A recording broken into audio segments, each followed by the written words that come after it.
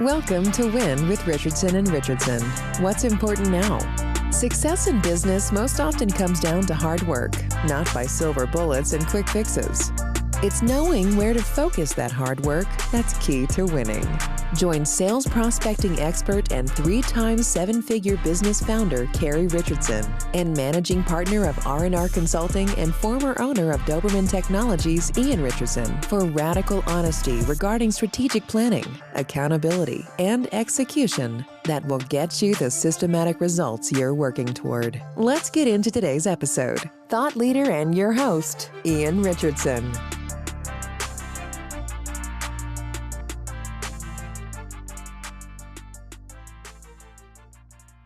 Hello and welcome to W.I.N. I'm your host, Ian Richardson from Richardson & Richardson Consulting, and today I'm joined by Nancy Henriquez. Nancy, how are you? Good. How are you? I'm awesome. Thanks for being here today. Nancy is the VP of Sales and Marketing for Synetek Solutions, a Texas-based managed service provider that's been serving as an outsourced IT department for small and mid-sized businesses. In 2008, she co-founded her first IT business at the age of 22 after jumping into the industry right out of high school. 2016, she co-founded an award-winning cybersecurity and compliance-focused MSP, and she successfully sold that business into Synetek in 2021. She's a graduate of the Goldman Sachs 10,000 Small Business Program. She's been selected as a champion for the C200 Advancing Women Grant, has been recognized for her DE&I advocacy in the IT channel, a top 100 women of the IT channel in 2021 and 22, a next-gen leader, and is on the board of several IT organizations. And speaking as a fellow insomniac, I know she doesn't sleep. She's the host of the Business Plus Tech Equals Success podcast, which aims to help business owners talk about IT and how it affects business long-term as well as in the day-to-day. It's available on all podcast platforms. We'll have a link in the description so that you can follow that. Find her on LinkedIn and Instagram. Nancy, how do you find time to sleep? We're going to start with that question. That's an excellent question. You don't? Sorry about that. No worries. Okay. I don't find time to sleep. As you can see, I'm trying to do one thing and being called for another. And so that is my life. But yeah, sleep is, I get it where I can, on planes. Planes, trains, and automobiles. Exactly. Hopefully I'm not driving. That's the magic of Ambien for you, folks. So, on W.I.N, we always follow a format. What's important now is always about challenges, achievements, and opportunities. And the current challenge that you and the Synetek team are talking through is we've got a perfect storm.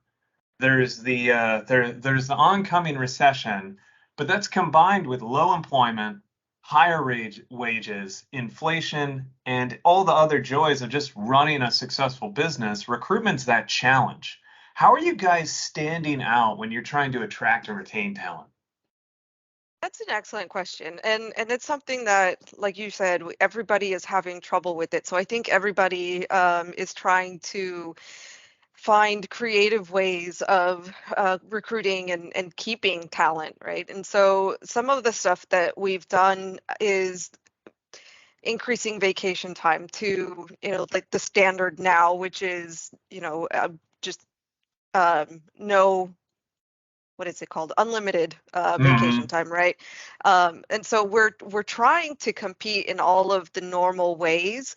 But one thing that we are promoting essentially to kind of stand out is the fact that we have multiple different companies. And so when we are recruiting talent, what we can offer people is there will not be stagnation when you work with us, because there's multiple different opportunities for you to work within a software company. If you get bored of being in the support side of things, you can, then venture into going into the software development if that's an interest. And so kind of cross training and trying to promote different types of technical jobs is something that we're basically saying, hey, this is an opportunity if you work with us, because we do own multiple different technology companies, and so there's a cross-pollination, if you will, Yeah. opportunities. And so that's something that we're doing on top of, all the normal things that everybody's trying. But it's definitely a difficult time when it comes to finding the right people for the right jobs at the right price.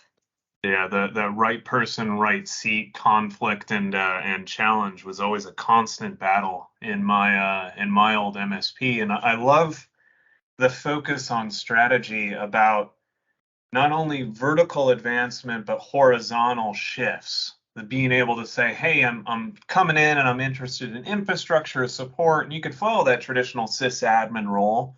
Every MSP is focused on security operations, so they could kind of adjacent migrate over to the SecOps or the or whatever. But then because you have software, you can go into development, you could go into software support, you could go into training.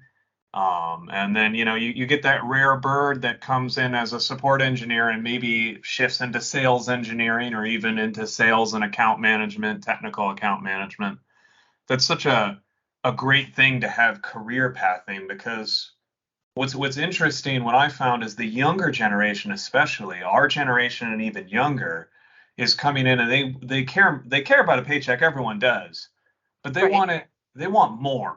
They want impact. They want legacy. They want to see a path to where they're able to grow, and Right. that's Right. And such a cool focus. I think so. And like you were saying, especially when it comes to the younger generations, it's not just about the paycheck. It is about what kind of impact can they have within the organization? Like, how are they affecting the organization within itself? And if we truly address that, I think that we can actually get back to the era of longevity within a career. And that hasn't happened.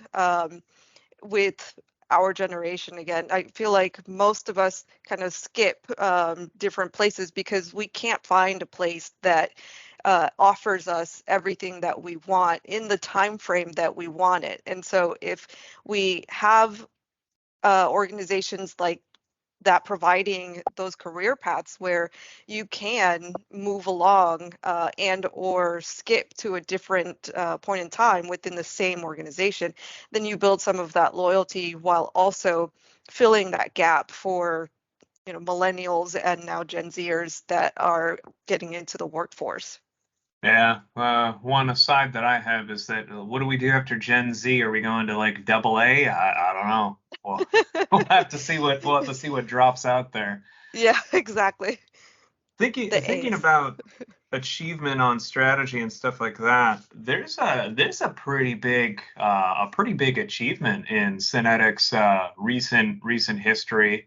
The MSP 501, which that is probably the premier listing, the gold standard, so to speak, of peer review and industry recognition of accomplished, came out. And for those of you who aren't familiar, the MSP 501's a global listing of the best service providers as selected by service providers in the space. And on that worldwide ranking, when there's tens of thousands of us out there, Synetek was pretty high on that list. You guys made what, number 13? Uh-huh. Yeah, number 13. And it's Synetek. Synetek. I'm sorry, Synetek. I mispronounce it every time. We just talked about that on our prep call. Synetek. My bad. Synetek, yeah. Synetek. We'll edit it out in post, except we won't. We don't edit on Win.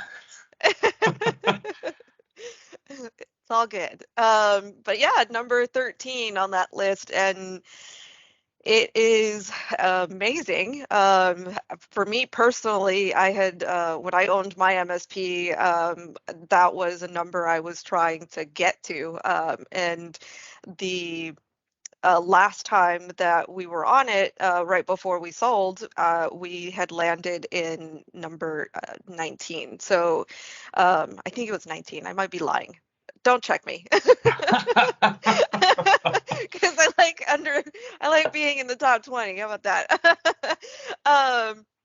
So it was a number that we were trying to get to, and I feel like lucky 13. It's a great spot to be in. So yeah, it's been awesome to kind of share that news with our team as a whole, and then also with clients and prospects. So that's something that we're also using to say, hey, look at us. We're number 13 in the world. You can't Mhm. get here without being great. Yeah, that peer recognition is such a key piece, and it changes the conversation. In my old MSP, we were a healthcare specific MSP, and we had been recognized on a peer recognition list for years in a row around our focus in healthcare. And that just changed the conversation when you're sitting down with a doctor or a dentist or an optometrist, whoever, a surgery center, and you say, look, we understand XYZ, but it's not just me saying that I understand. Here's a stack of awards that we've won year over year over year for our focus and excellence in your field. So Exactly. you create that having an outside source. It's just like the glowing reference, but nobody has time to do references these days. So it's like a pre-canned reference that you walk into saying, look, it's not just me, it's other IT providers, other people in my field say I got it dialed in. Oh yeah, So, exactly. It's something that's great to utilize and something that can be trusted. It's almost like the Forbes list, you know what I mean? It's mhm. recognizable, and it's something that um, prospects and clients can see and say, that's great, and have trust that you have their best interest in mind and that you're able to follow through because of the fact that even your peers are recognizing that. So that's great. Now, have you found when you guys are having those recruitment conversations that can be a differentiator?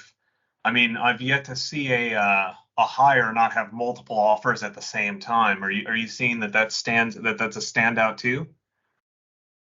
That's a good question. I don't think I have used that yet, but maybe that's an opportunity. Hey, speaking of opportunity, look at that. Nancy's a podcast pro here, so she just stitched me into my next segment. The speaking of opportunities, we had a really robust discussion, and I like as a opportunity oriented individual, this one really gets me excited. That you guys have a pretty good vertical hold. You've got a strong client base in the commercial laundry segment. Can you talk to us about that? You guys are going deeper and wider into that segment. How did you guys like recognize that, hey, we've got a vertical strength here, there's some opportunity? What were some of the strategic conversations you had internally without giving away the farm? That bubbled that up to the surface. I love that saying, without giving away the farm, but you'll take the cow. That's right. I'll steal the cow. So the our CEO, Myron Herrera, he was in the commercial laundry industry before he started the company. And he worked as a systems administrator, and I think beyond that, then moved up to the CIO of a large commercial laundry. And so when he started Synetek, that naturally was a segment that came with him. And so over the years, not just Myron, but also the rest of our team developed expertise within the industry itself and working with their specific systems and their specific equipment and the specific software that is for the laundry industry. And so it was a natural fit within that. And we've found that right now there's almost a perfect storm when it comes to this industry.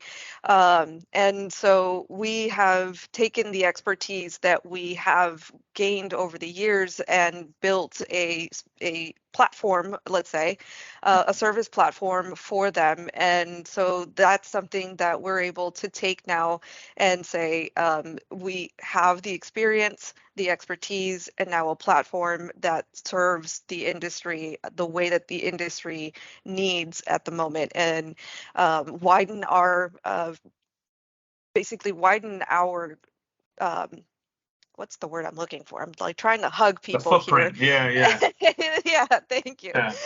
Widen our footprint within the industry itself. And so it's curious because everybody says commercial laundry. I had never really thought about that. And it's it is an industry that is necessary, and you see it everywhere, but it's unheard of, because you know, all you know is that your bed sheets in a hotel get clean, the bed sheets within a hospital and uniforms get clean, and we don't think about how that's done. And so it's a pretty interesting industry, and I actually am growing to love it myself. So it's quite fun and a great opportunity for us. So, like diving a little deeper on that, this is I'm a big fan of like either greenfield, brownfield. The popular one in the IT space is that red ocean, blue ocean. Yep. And you talk about managed IT, that's like the definition of a red ocean space. You go down a block and you'll see 10 different folks saying, "Oh yeah, we're an MSP," and that's an unregulated term for those of you out there. So if you want to form an MSP, just go start an LLC and you're good to go. But would you say that you guys are going after almost a blue ocean opportunity here, that this is an underserved thing? It's probably ignored by your typical MSP because they're all fighting over doctors, lawyers, manufacturers, what have you. Is this a space where you might walk in and you're kind of like you're owning the space? I would say, yeah, pretty much. You know, there are other MSPs that are serving the community, but I would say that what makes us different is that we have the experience and the expertise within the laundry space as it is. And so we've worked very closely with some of the software companies. We've built custom applications for specific pieces within their back office spaces that the software doesn't fill. And so it's basically utilizing everything that we have learned over the years and making the most out of it within this industry.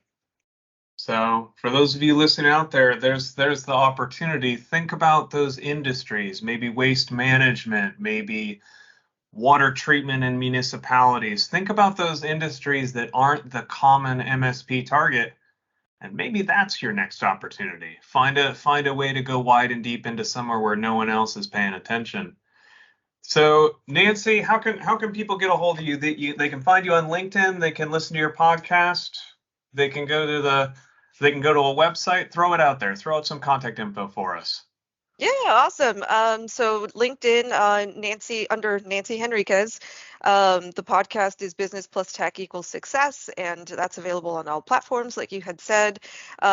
Interestingly enough, the latest episode is actually from a family-owned laundry company, and so that one is a fun listen. The guys are phenomenal. Yeah, so you can also find me on Instagram and LinkedIn. I said that already. So yeah, I'm easily findable. Just Google me. Just Google her. Well, so if you're interested in more information about Richardson and Richardson, you can find us online at r&r.consulting. You can listen to previous episodes of the podcast, download white papers, view the blog, case studies, webinars, etc. There's a bunch of stuff. I'm Ian Richardson, and until next time, take it easy. You've been listening to Win with Richardson and Richardson. What's important now? We're so glad you've joined us and know you're one step closer to winning big in your business too. We'd love to connect with you outside of the show. If you have any questions or comments, please reach out to connect@rnr.consulting. Don't forget to rate, review, and subscribe to the podcast so you'll easily know when new episodes are available. Until next time, you can win, and we're here to help.